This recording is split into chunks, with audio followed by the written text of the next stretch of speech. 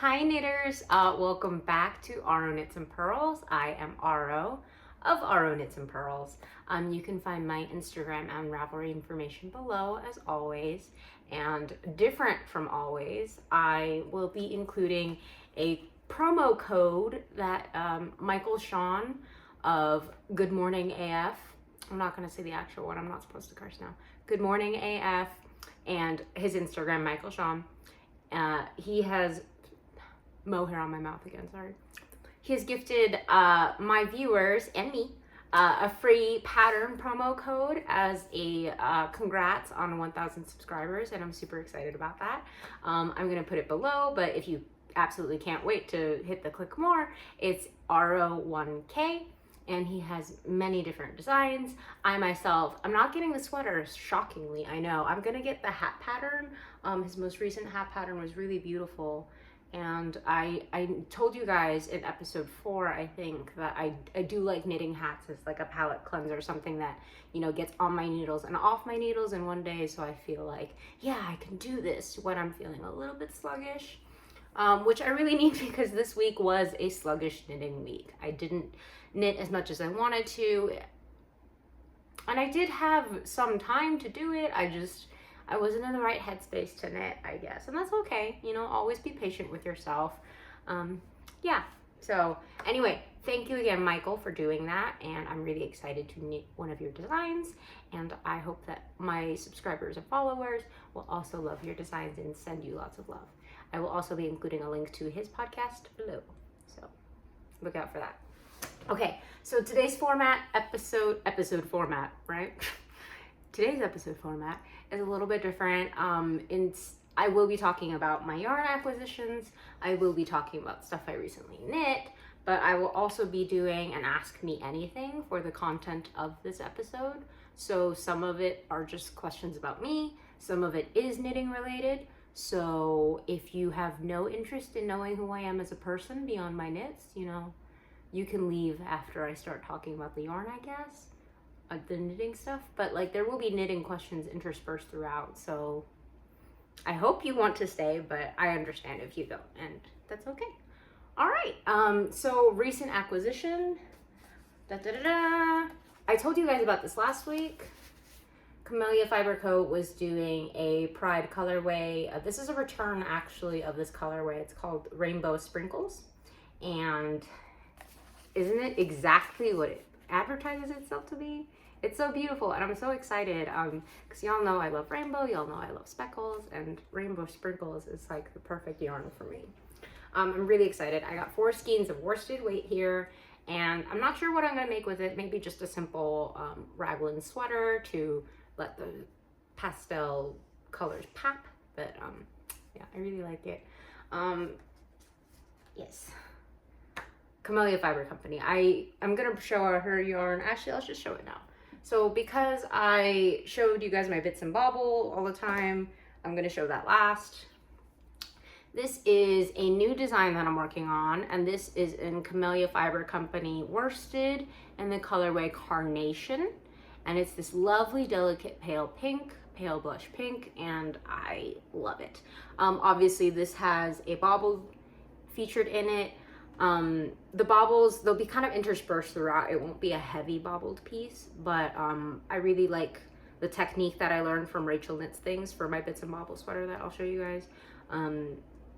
Yeah, this technique really makes the bobbles pop. And again, I don't feel great about sharing the technique that I learned through her pattern because I know that her tutorial is part of the pattern, and I don't want to, like, I didn't come up with this trick, she did, and I don't want to, you know, step into her territory and tell you guys a secret, which I think is a good reason why you would want to buy the pattern. But anyway, this bobble trick, it's amazing, it's great. Also, the bits and bobble sweater is a great pattern that I'll show you, but this one is Blueberry Pie, and the triangles will be, so here's a stockinette triangle, or I guess it'll be a diamond as it continues, but there's just a reverse stockinette one, or a garter stitch, and then there's going to be a moss stitch one. So it's a textural cabled piece, and I really like cables. I went through a phase when I first started knitting again when I was 14, 15, that I was like obsessed with cables and I wanted to do everything cabled. but I kind of got burnt out of that after my first year. And now I'm trying to reintroduce cables back into my life because I really do love the look of them. And because it matches this color perfectly, that is the eucalyptus stitch marker from Hello Lavender, Reshma. Y'all know I love her work. Yeah, I love it. But anyway, yeah, I'm really excited about the combination of this yarn and this pattern. I hope to show you guys much more of it as I continue. And yeah. Then, not a lot of progress on Petal Party. Petal Party is still pretty much where I left it last time. I did finish the body of my Bits and Baubles. So I will be working on the sleeves for the next couple days and hopefully get it done. I would really love a picture, finished object picture before June ends to commemorate the end of Pride Month. Of course, I will always be proud, but you know, I do want to kind of bookend it because I cast on when June started, so I want to have it done by the end of June. Anyway. I also cast on this project. This is, again, all of these are test knits. If they're not test knits, I would be a fool right now because I am drowning in deadlines. But this one is the Meadowland sweater, and this base is the new traveling yarn base. It's the one that incorporates silk, and I really love it. In terms of feel, it's definitely softer than a classic 70-30 superwash merino and nylon, which is my favorite base, but it's definitely softer. But in terms of quality of behavior, it pretty much acts the same. So it's a really good yarn if you just want a little bump up in luxury and comfort. Like, it feels amazing in my hands.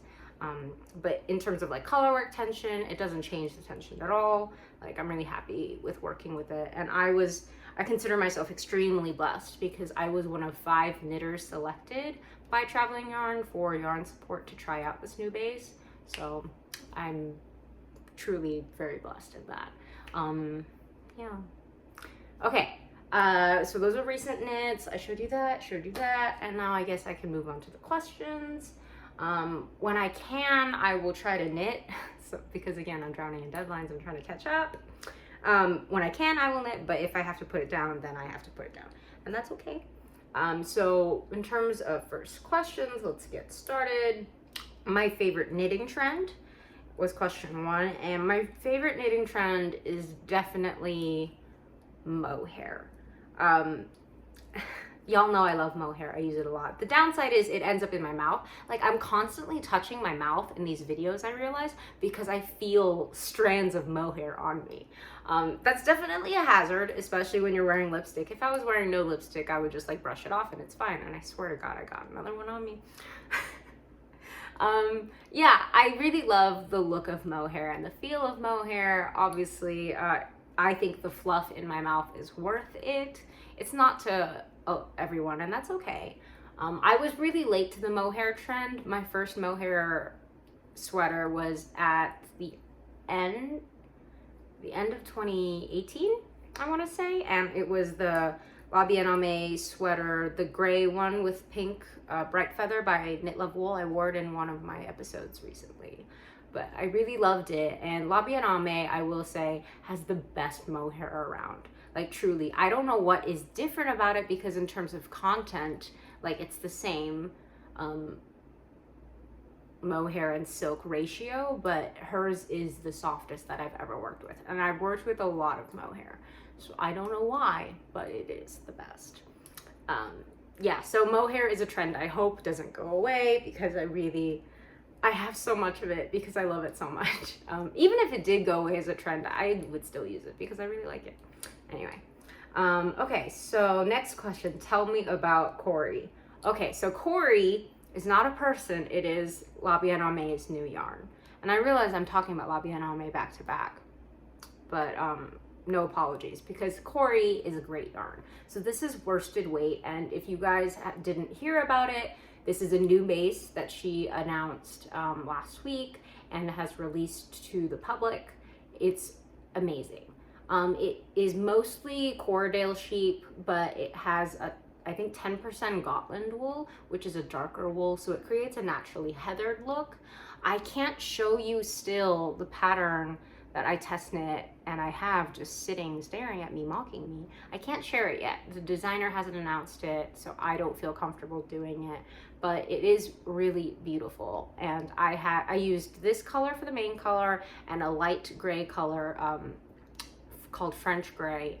And I want more Corey because it's really amazing to work with.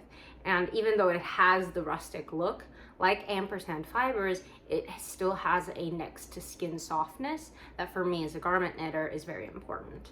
And I can't work with very rustic yarns, like just texturally I can't do it, but Corey is the great in between like the rustic and the super tactile thing that I have. So if you need a worsted weight yarn and you're willing to pay for international shipping, unless you're in France. If you're in France, you could just like get it, you know. But anyway, yeah, Corey by La Bien-Aimée is amazing. Like close up. Yeah, I want more colors. I definitely tried to go for like a muted classic colorway in this design, but now that I've worked with it, I want more and more colors, so we'll see how that goes. But yeah, so that is my impression of Corey. It's amazing. You should definitely get it. Okay, what is in the background when I knit? Well, when I knit, I'm usually watching something true crime or crime related. I love cop shows. Like, I don't want to love cop shows, but I do love cop shows. Podcasts, my favorite podcasts are Last Podcast on the Left, and Morbid, and Noble History, or Noble Blood, pardon me. So Noble Blood and Last Podcast on the Left, it's not just true crime, it also deals with history, and I do love history. I'm kind of a nerd about that. And for example, Last Podcast on the Left, that's definitely my favorite podcast. I've been listening to it for years, and they're doing a series right now on the plague or the Black Death, and it's just super interesting. And I also like comedy.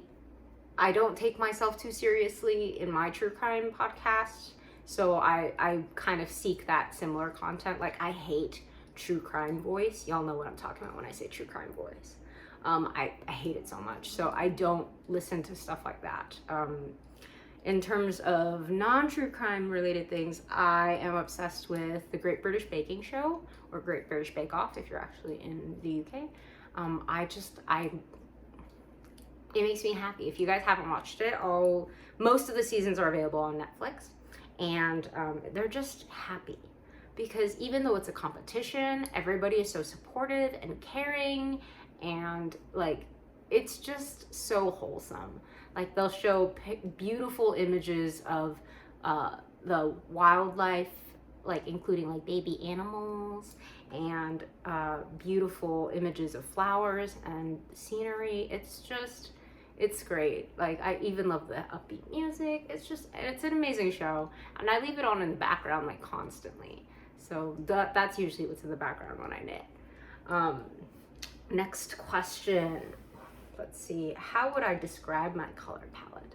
So that's a tough question because I know you guys see the pastel and neutral speckles most because that's what's behind me at eye level or your viewer level. I don't know what to say.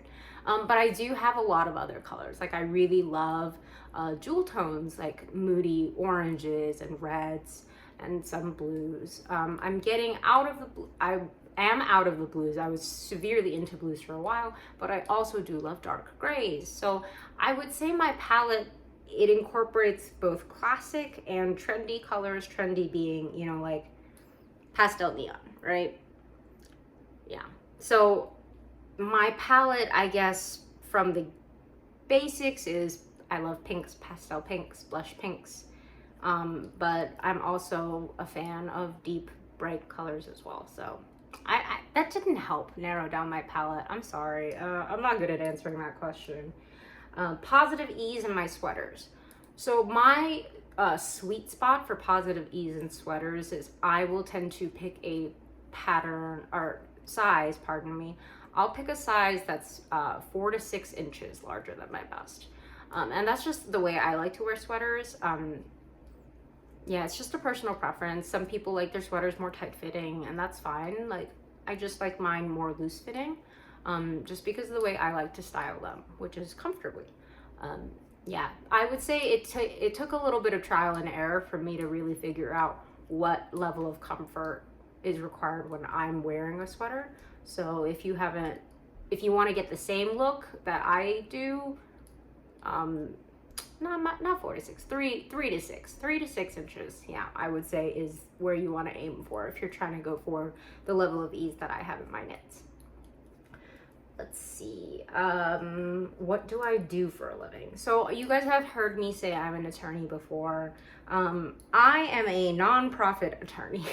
I work for a nonprofit. We do eviction defense and debt collection defense, and the clients don't pay us at all. We work off of local grants and private donations we get. Like, we are truly a nonprofit, and that means that I don't profit. I make enough for me to live semi-comfortably, but I definitely am not rolling around in classic attorney money. And I do sometimes wish I would get a higher paying job. Like, I've gotten job offers and I know they would pay better, but I really do love the work that I do. I think it's really important. And my mom did get to see me like join my firm that I'm at now, and she said it made her really proud that I was helping people.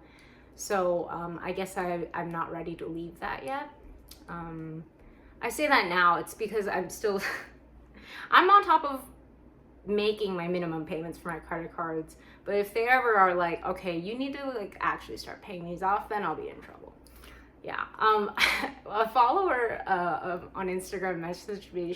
She was like, how do you get all these amazing yarns? And she was just like saying it like to be nice, like, you get so much amazing stuff.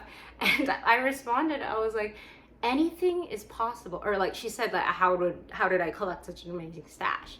And I said, anything is possible if you believe credit isn't real and can't hurt you. And that's really it. Like, a lot of this, it's credit cards, and I will pay it off eventually. I'm still young. I'm turning 28 this July, so that's for a little context. I'm still pretty young. I think, is that considered young? I hope so. Anyway, yeah, so I have time to pay them off, and once I get better paying job, I will. But right now I'm happy where I am doing nonprofit work. So yeah. But if you want to pay like for a coffee, I have a Ko-Fi account, and I'm gonna link it in the bottom just in case you do. Okay, no pressure. Sorry. Okay, so my dream knitting project. What is my dream knitting project? Well, I would have said like a few years ago, I really wanted to knit like a wedding shawl. And my partner Ken and I have been together for almost 8 years now, and we've always talked about getting married, and like, we're even talking about like, oh, we should just go to the courthouse, we should do this, we should do that. Like, we've talked about active plans, but like, he hasn't formally asked, because the ring that he would like to use, it's his sister's holding onto it, and she lives in Alaska, and it's his grandmother's ring, so it's very important, so we can't use another. Anyway, we just have to ask the sister to send it down and hope she does. But anyway, but yeah, wedding shawl would be my dream make, but I don't think I would actually like, oh, I'm wearing shorts, by the way. I'm not like naked, so don't look at my bare knee and be like, what is she doing? Okay. Sorry, that's so weird. Oh, wedding shawl. But I don't have the time for it because I keep doing test knits. And that leads me to the second question by that same person. It's, why do I only knit sweaters? I only knit sweaters because, well, I used to knit shawls and cowls and hats, but I lived in Texas at the time, and I didn't need an excess of shawls, cowls, and hats because it was only cold so much out of the year. And like, okay, does my hat match my outfit? Not really, but I'm gonna wear it anyway. Like, I didn't feel like I was making the most of my yarn. And so with garments, it served a real utility. Like, I could wear a sweater on a somewhat cool day, and I wouldn't have to take it off my head or like take it off my neck once it got warm. Like I was just wearing a sweater. So I think that's when I really got into garments. And also, I mean, I just liked being able to wear them like all the time. Yeah, it was just my personal choice. Yeah, that's really it. There's no other reason. Nothing profound.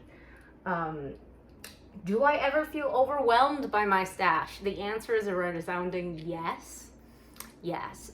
In fact, my overwhelming stash is why my what I got section at the beginning of these episodes has toned down somewhat since I first started, because I said this in my last episode, but after my mom died, I really fell into like, I need to buy myself out of this sadness. And spoiler alert, that doesn't work. But you get a lot of really nice yarn if you do it the way I did it. So I'm scaling back a little bit on the new purchases. I'm trying to focus on using up my stash. But if you are in a situation like I am and you feel overwhelmed by your yarn, remember it's as much about like, it's decoration as well as something that will be used for knitting later. Like, don't put too much pressure on yourself. Obviously, you're not alone. I'm not alone. I know I'm not alone. If you want to see a really great stash, go to Shannon CS, or I'll link her too. She has an impressive stash. I know her stash is bigger than mine, so she's who makes me feel better. But yeah, so don't feel overwhelmed by your stash. It's okay to, but just remember that you'll use it eventually, and if not, then it will make someone else happy. That's all I'll say about that. Okay, how do I respond when people ask me to knit for them? I know some people who are much more open to knitting for other people. I am not a gift knitter because, I would knit things for my mother, but that's because she understood how important they were to me and how much time I spent on them. Most people can't understand that if they're not knitters or don't know any knitters. So I just don't knit for other people. People have asked me like, and I know they have the money for it because a lot of these people I went to law school with, and they're like, oh, well, I make, I bill like $500 an hour. I can buy a sweater from you. And I'm like, no, because I don't want to commodify my knitting. Like it's something I do to enjoy. I don't want to make money off of it and make it something that seems like work. So that's why I just say, thank you for appreciating my work, but I'm not interested in selling. Yeah. And if you say like, I'm not trying to commodify my knitting, most people will respect that. I did have a friend at work would be like, I may commission you one day to make my baby blanket if I have a baby. And I was like, I actually have like 7 baby blankets lying around, because I went through a phase before I started knitting sweaters where I knit a bunch of baby blankets, and I was 21 at the time, and I didn't know a lot of people having babies. I just made all these baby blankets for the one day, the eventuality that someone would be having a baby that I knew. So I'm prepared. So I will let her and anyone else in my friend group just pick one of the baby blankets that's left, I guess. But anyway. So yeah, I say thanks, but no thank you. And it's okay to assert yourself.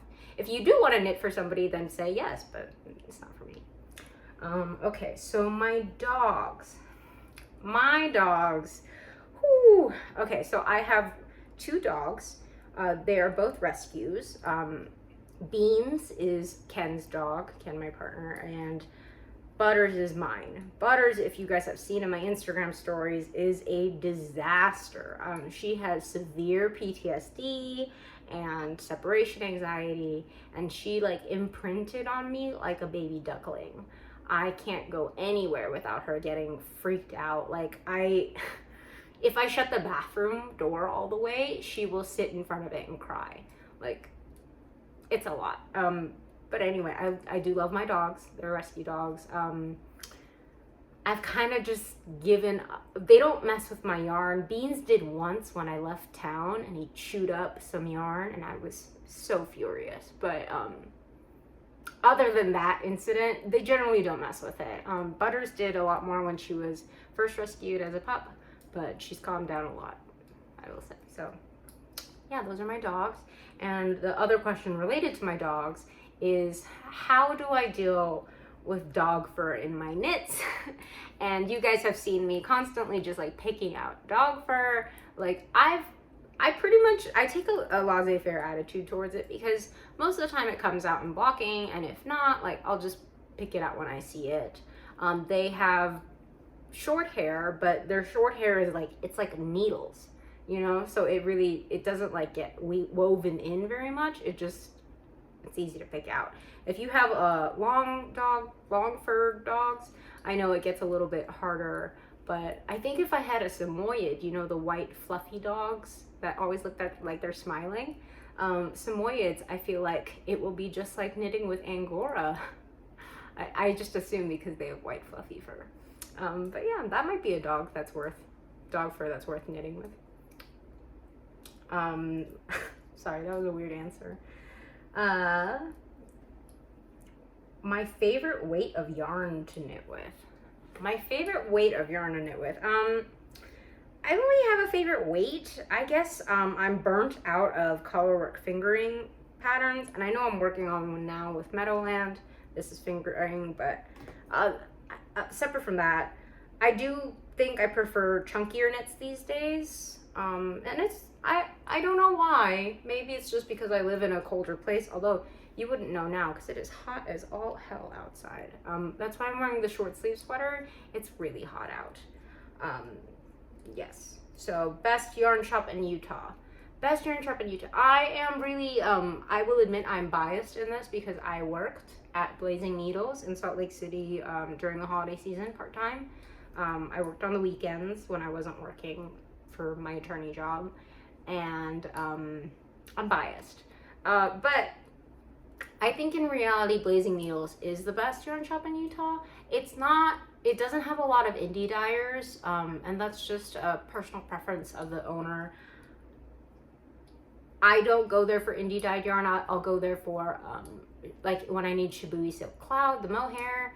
They do have a bunch of Biche Bouche though, so if you like Biche Bouche, it's worth going. Like they have pretty much all the lines, I think, from Biche Bouche, and they have a bunch of Woolfolk. So if you want to, like, it's like straddles the line between the commercial and indie labels that I talked about. Sorry, I'm knitting with the mohair, so it's like getting all up on me. Yeah, so Blazing Needles, they're great. Also, they have a really cute store. Like, it's in an old renovated house, and it's really cute. And the staff is just amazing. One of my good friends, Whitney, works there. She's manager there, and I really love going in, even when I'm not buying. Well, I'll always buy something, but okay. Oh, sorry. You guys have to hear my sneeze. Oh, I have to edit that out, but I can't edit. Oh, that's awkward. Okay, sorry. Okay, let's see. My favorite vinyl album. Oh, okay, so this one, Ken told me, he wrote down the questions and he told me that I would have to get some of my favorite albums. This is Bleachers, and this is their sophomoric album, Gone Now. I love collecting colored vinyl. Color infects every part of my life. I really love colored vinyl. And Gone Now it's a spectacular album. It really means a lot to me. Like, I went to the live show in Austin on the Gone Now tour, and Jack Antonoff, like, of Bleachers, he's definitely one of my favorite artists, and this album does mean a lot to me. Yes. Then Strange Trails by Lord Huron. I'm a huge Lord Huron fan. This album means a lot to me as well. Ken and I, we have very different musical tastes, but this album, he agreed, after I introduced it to him, he agreed this was amazing. And this edition is an indie splatter edition, so it's a limited pressing, and it's beautiful, as you can see. I really love it. I actually had this album on black vinyl, but this special vinyl came out, and I was like, well, now I have to get another copy. So, and then real quickly, Taylor Swift's Folklore. This album, again, meant a lot to me. It means a lot to me even more now because It's this colored vinyl, by the way. This is a limited edition from her store. And this album, it talks about a lot of things, but there's one song particularly, My Tears Ricochet, which reminds me a lot of my mom. This album came out when I was still with my parents in Oklahoma before I made the move out here, and I would listen to it a lot, and I would listen to it with her in the car, and yeah, it just makes me think of my mom. And it's definitely one of my most listened to albums from 2020. So yeah. Yeah, I collect vinyl. I collect a few things other than yarn. So colored vinyl is one of them.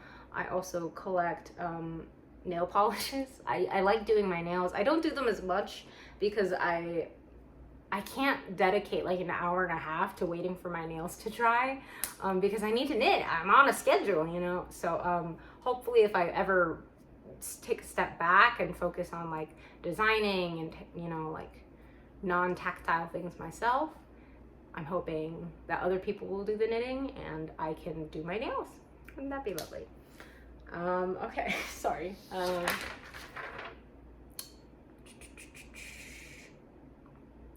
What's my favorite base? You guys know that already. It's my 70-30. If it's fingering weight, it's the 70% superwash merino, 30% nylon. It's what I like. I like the smoothness.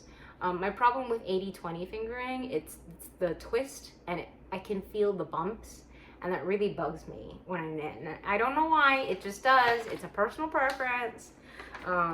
Yeah, so I just want to let you guys know more about me as a person. I hope this answers or fills in the blanks about some aspects of me. Like, I am an attorney, but I'm not a wealthy attorney by any means. I help people with no money. Yeah, and I have 2 dogs, rescue dogs, that make my life pretty miserable, but also always entertaining. And I hope that you learned a little bit more about me.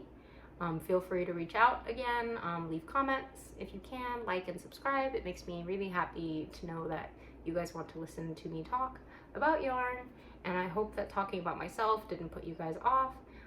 Again, I have lots of yarn, so you can always look at that. I'm not sure what the next episode will be, maybe a true crime knit night, but I'm really hoping I can show you guys more finished objects soon, as I am playing catch up this week. So thank you again for stopping in. Much love to you all, and have a wonderful week, and I will see you next week. Bye!